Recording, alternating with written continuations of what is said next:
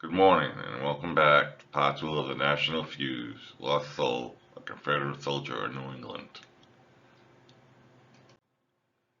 The players in the early years, President Mildred Fillmore, Senator Henry Clay of the South, and Senator Daniel Webster of the North.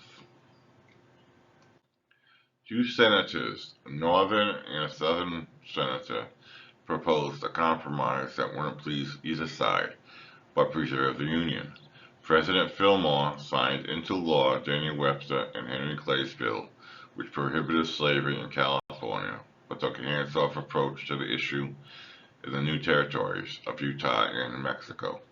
The Great Compromise also called for stricter reinforcement of the fugitive slave law, which had been mostly ignored in the North, and federal troops would be used if necessary to capture and return runaway slaves to their owners.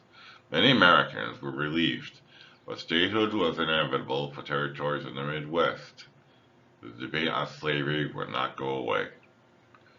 Harriet Beecher Stowe, who was pictured to the left, popular novel about slave life, Uncle Tom's Cabin, caused Northern sympathy for the slaves to soar.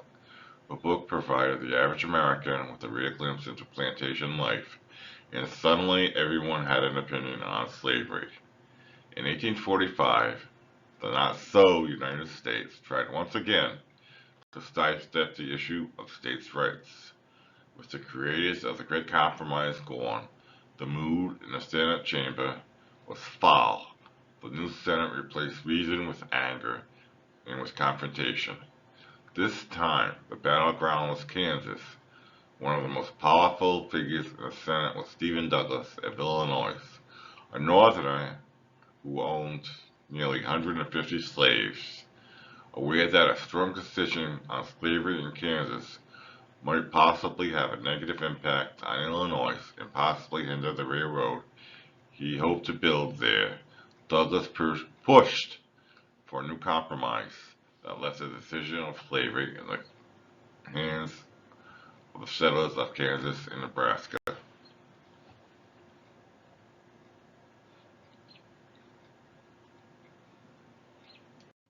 Here we have pictured Charles Sumner, John Brown, Preston Brooks, and William Barksdale, people who will be involved in the events to come.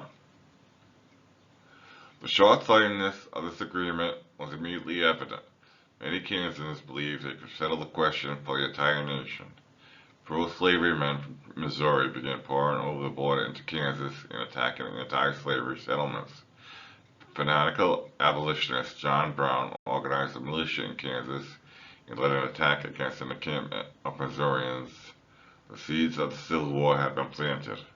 The violence in mid-America even reached the Senate floor when Senator Charles Sumner of Massachusetts was nearly beaten to death by a colleague from South Carolina, Preston Brooks.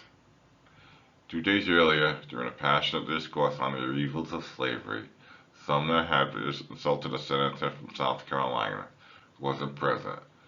Brooks bludgeoned Sumner with his cane, and several witnesses claimed that the brilliant, intimidating figure of William Barksdale of Mississippi prevented anyone from intervening. Others claimed that Barksdale had played no part in the incident, but he would play a role in the events to follow.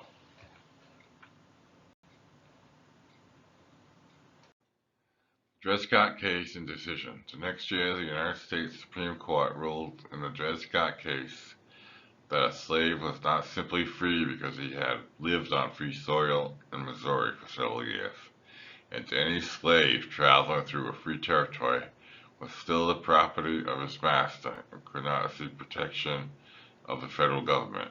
Chief Justice Roger Taney further declared that the federal government couldn't ban slavery from any territory, and that due to the black person's inferior order, blacks could not become citizens.